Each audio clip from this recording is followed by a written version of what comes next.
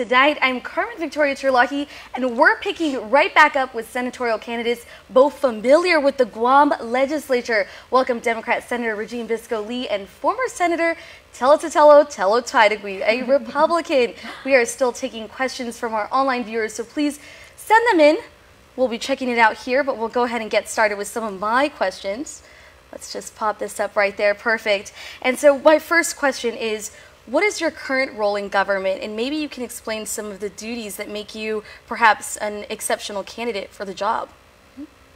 Can I go first? Oh, you can start. Well, Hafaday, Carmen, thank you so much. And thank you for those who are listening tonight and tuning in to get an educated decision on who you want to vote for. And I humbly ask for one of those votes to be mine. I'm a hard worker, a daughter of Guam, originally from Inarajan. But you asked the question about what I'm doing currently in my position, and I'm a staff assistant, and I work as an assistant to the liaison to the legislature, as well as external affairs, meaning consulate generals, mayors, anything outside of the government. I did that when I first came into the government in Guam in 2010 with that position, held that position. So right now I monitor the legislature, see what they're doing. So you still have those links to very the much legislature. so. In fact, it was when in 2010 that I talked to the governor, then Eddie Calvo. And one of the things I recognized when I was a legislator is the disconnect between the administration and the legislature. We weren't getting a lot of feedback from both sides. There was this lack of communication. So I told the governor that this would be a great opportunity to have a liaison for the legislature and to work with them closely on both sides of the aisle, Democrat as well as Republican. Sure. And that's something that you also have experience in, Senator, Absolutely. as a senator.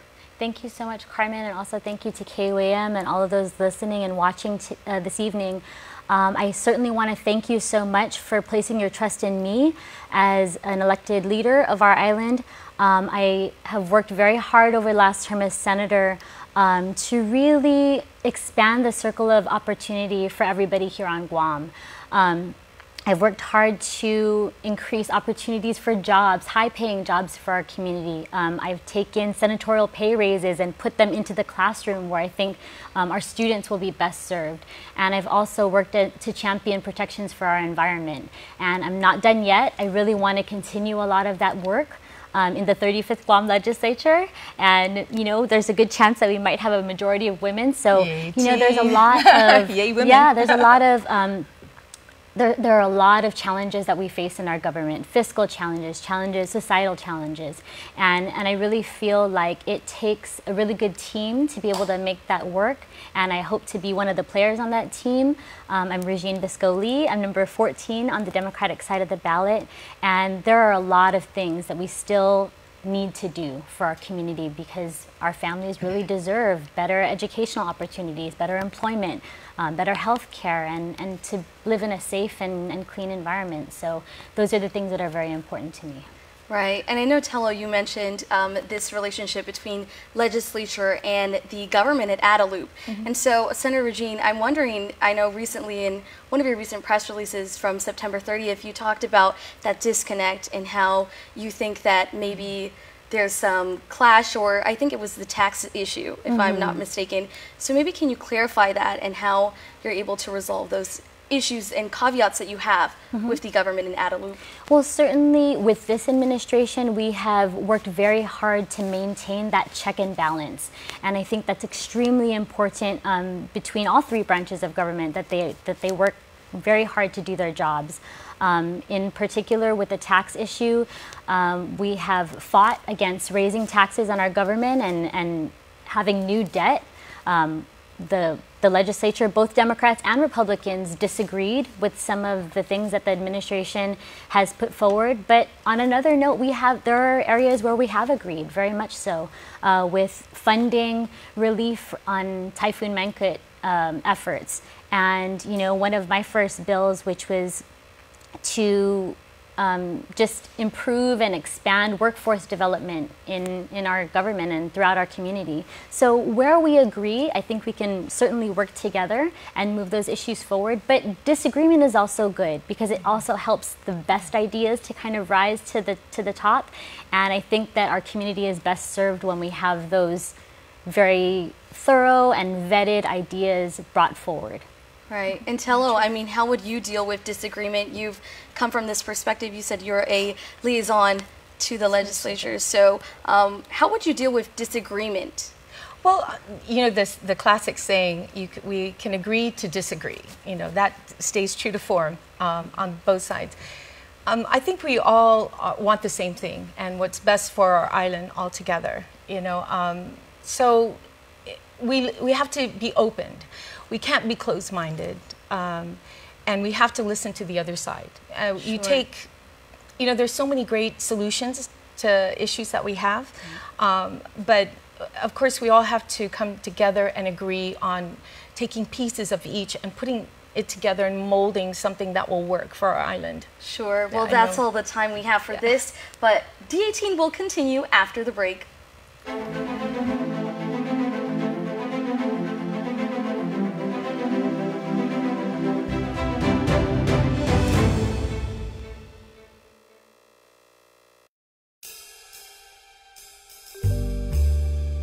Love makes you do crazy things. Like sneaking the triple-double crunch wrap into the theater with double the layers you love. Along with 2 crunchy tacos and a medium soda. Careful. That double crunch may land you in movie jail. The triple-double crunch wrap box from Taco Bell.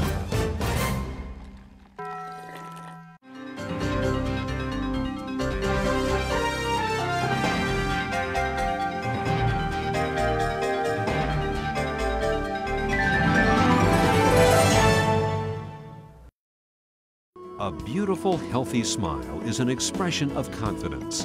The more confident you are about your smile, the more likely you are to fully express your feelings without having to worry about the way your teeth look. Before cosmetic dentistry, I didn't smile as much. I didn't have the confidence, and it shows. And since I've had cosmetic dentistry done, I feel 10 times more confident. I make my initial introduction with a nice big smile and a handshake, and I just, you know, feel like it really is a relationship builder, a nice warm smile, and it makes the clients and customers feel more comfortable with you, feeling confident, and they feel that you're not just there for business, that you're also there kind of as a friend as well. So, I mean, it's amazing how powerful a smile can be. A good smile. Since your smile makes a significant impression on those around you, it is important that it makes the impression you want it to make.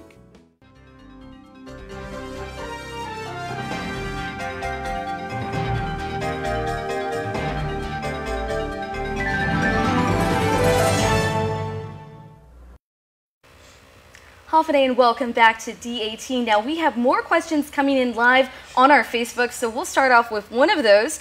And this question is coming from Stephen Blake. So Stephen Blake, thank you for this question.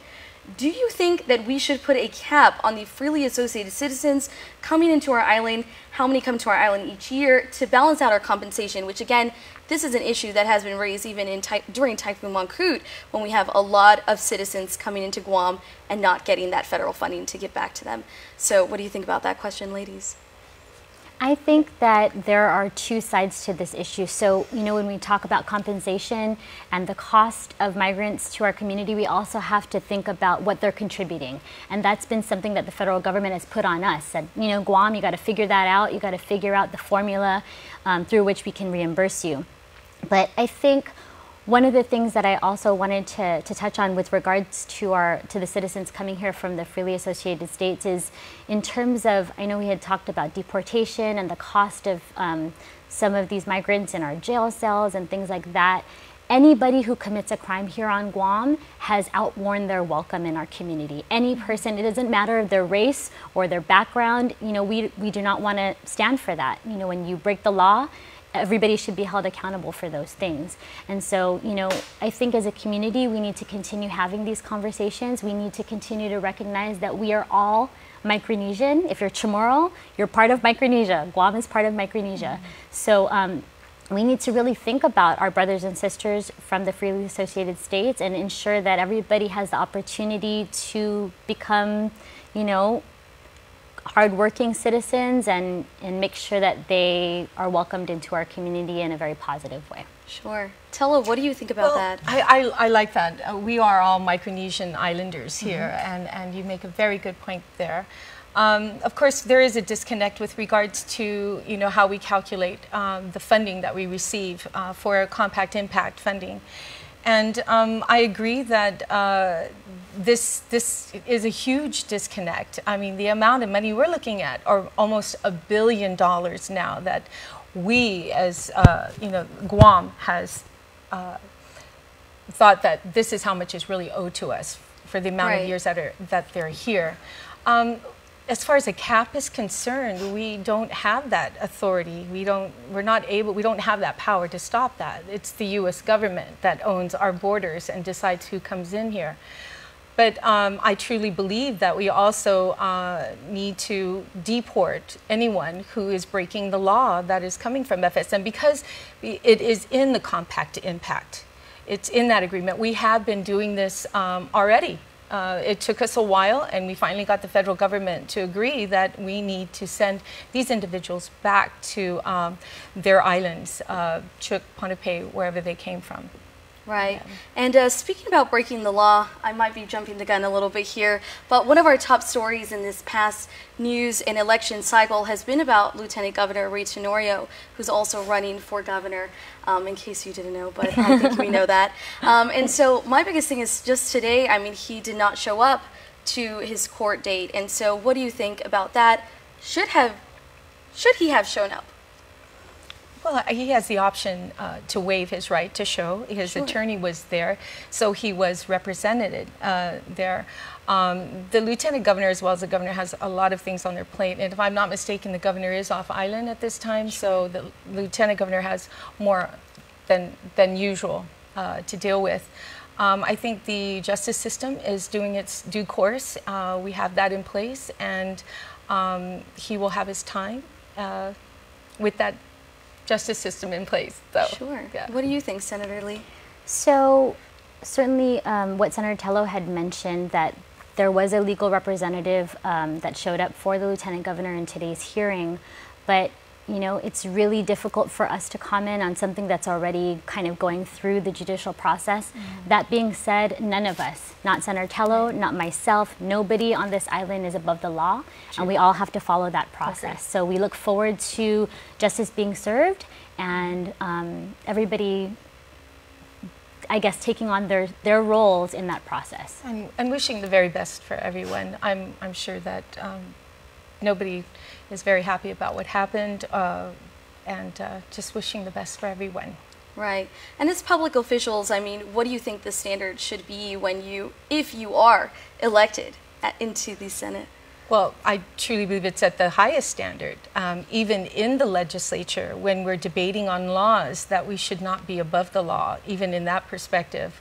It's important that we respect each other while in the legislature, but as well as the public. I've seen in my lifetime, you know, watching the legislature as well as being in there, you know, comments that were made that were just not justified and was not true. It was like fake news, you know, and to make those comments, I think the legislature should be held accountable if they're going to make comments like that. And they have what's called immunity, you know, on the floor, but I really don't think that it should be immunity on the floor. Anything you say there should be accounted for. Sure, and we'll continue with more questions. Don't forget to log on to our Facebook to ask them. We'll be back after the break.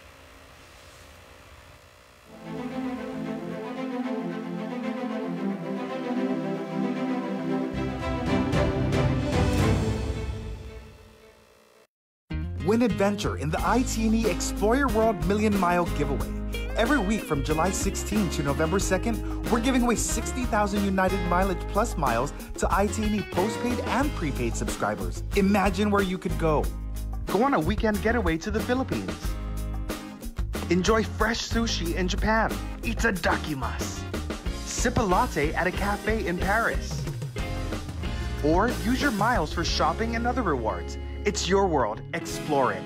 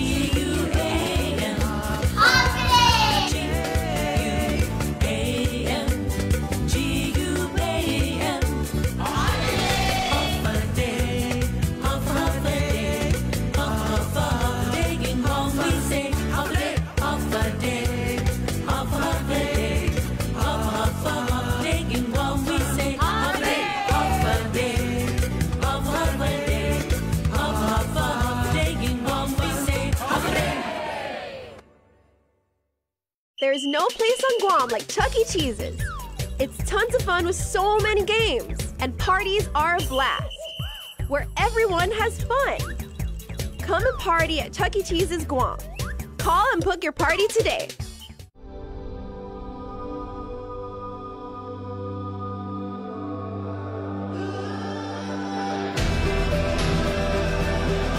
It's just amazing to see the marathon grow year after year. This is the 6th year and it keeps getting bigger and better.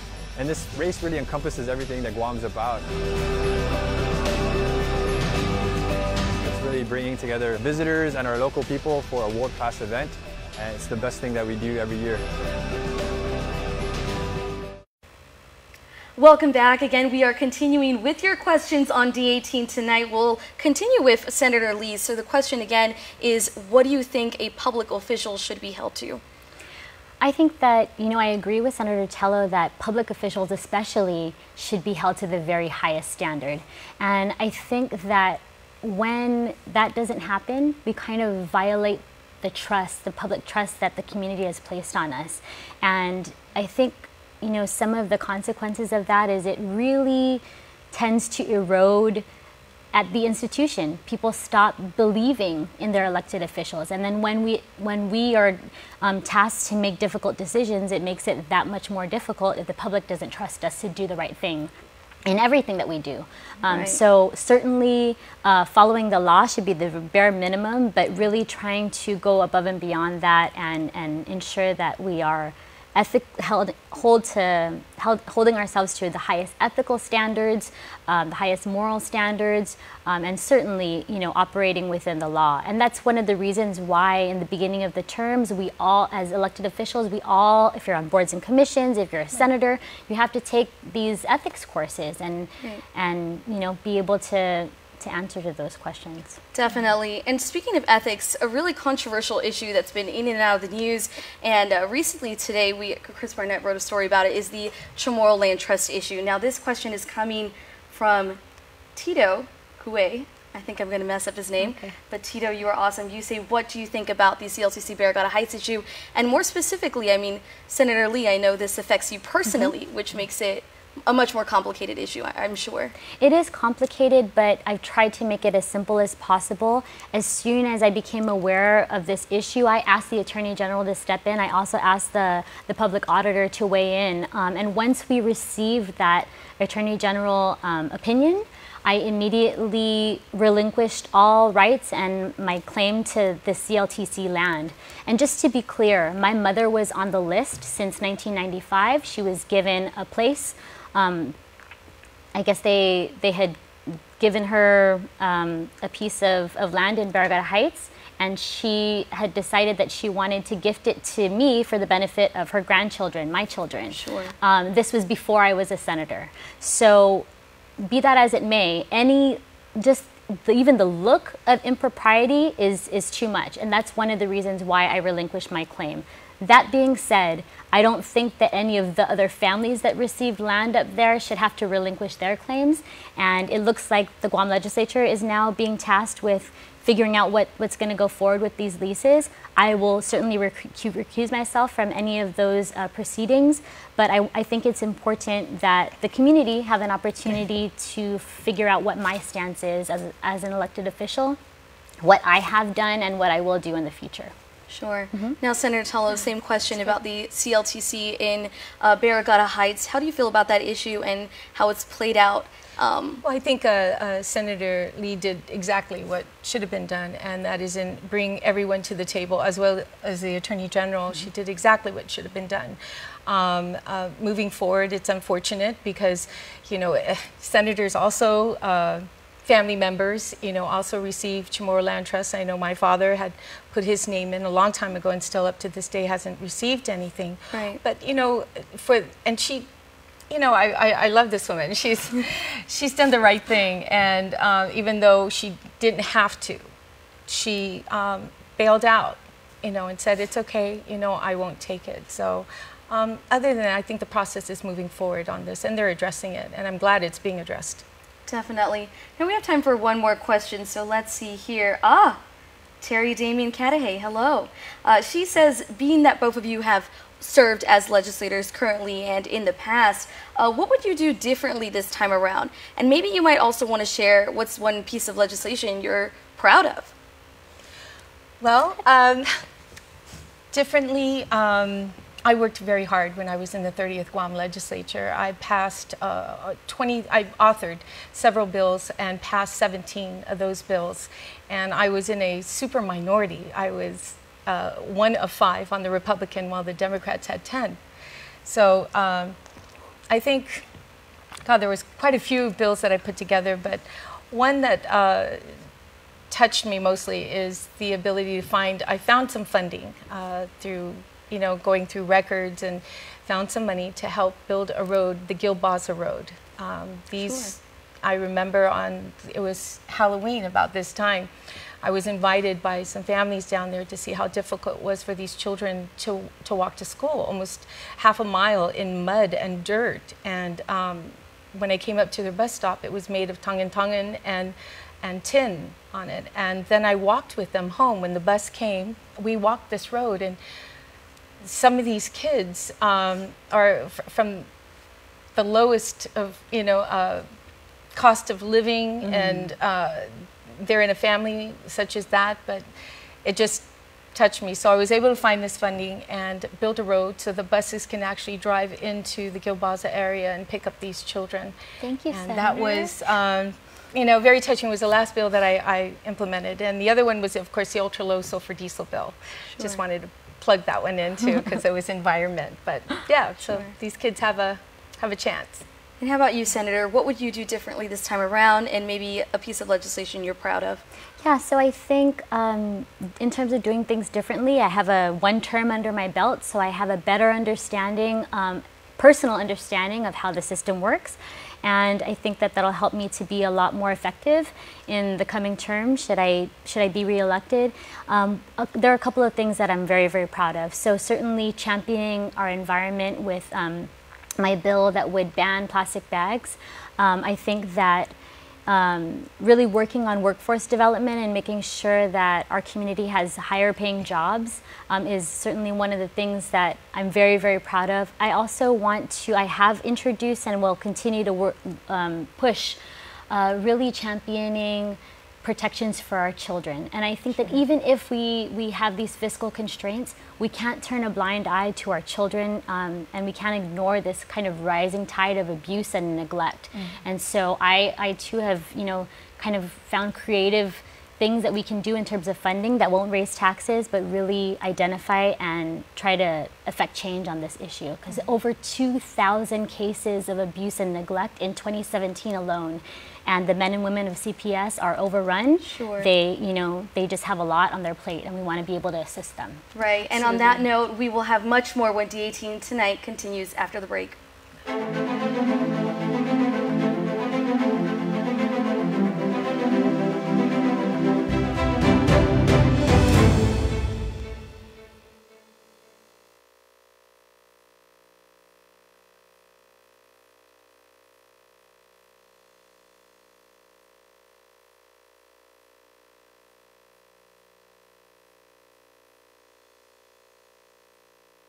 and car care products at its highest quality, from complete detailing, full interior detailing, exterior detailing, headlamp restoration, hand washing, seat and carpet shampoo, engine degreasing, undercarriage cleaning, paint sealant, fabric protection, paint oxidation removal, and so much more. Visit us at our new location. Call 646-5555 for an appointment. Elegant Reflections, Guam's auto appearance specialist, over 20 years of experience. MTO, professional janitorial services with a warm hospitality touch. MTO gives that gift year-round. Pressure wash roofs, pressure wash driveways, lawn service, home cleaning, carpet restoration, office cleaning, commercial window cleaning, floor care. When cleaning is in order, MTO has you covered. Call 647-6861 to inquire on how you can receive the maintenance you deserve. MTO, celebrating 30 years with you, Guam. Ram Power Days is here, and right now at Cars Plus in Mighty, you can save up to $11,500 on a new Ram 1500. Cars Plus has a great selection of regular cabs, crew cab eco diesels, even quad cabs. 1.99 APR financing is available for qualified buyers. Plus, buy today and receive a Cars Plus value card, where you can get 21 cents off per gallon at all Shell stations. With great power comes great deals. Only at Ram Power Days at Cars Plus in Mighty. Cars Plus, driven by. Welcome back to D18 Tonight. It continues. Keep giving your questions, but this is the last block. But again, stay tuned online because we have the after party coming up next.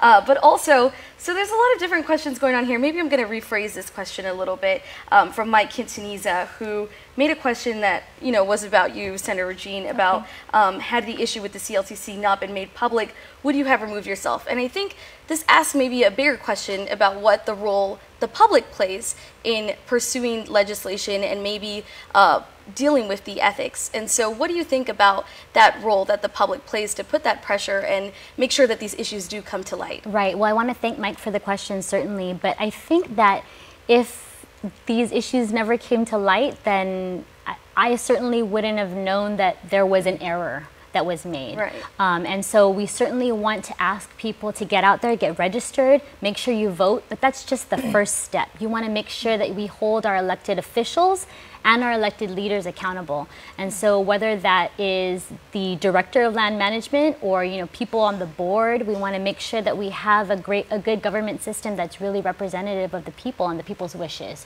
Right. And so I certainly want to thank the Attorney General for doing her due diligence and ensuring that we are following the letter of the law. And now that this has kind of been exposed, we are fixing these problems. And again, we want to thank the public for making sure that this happens.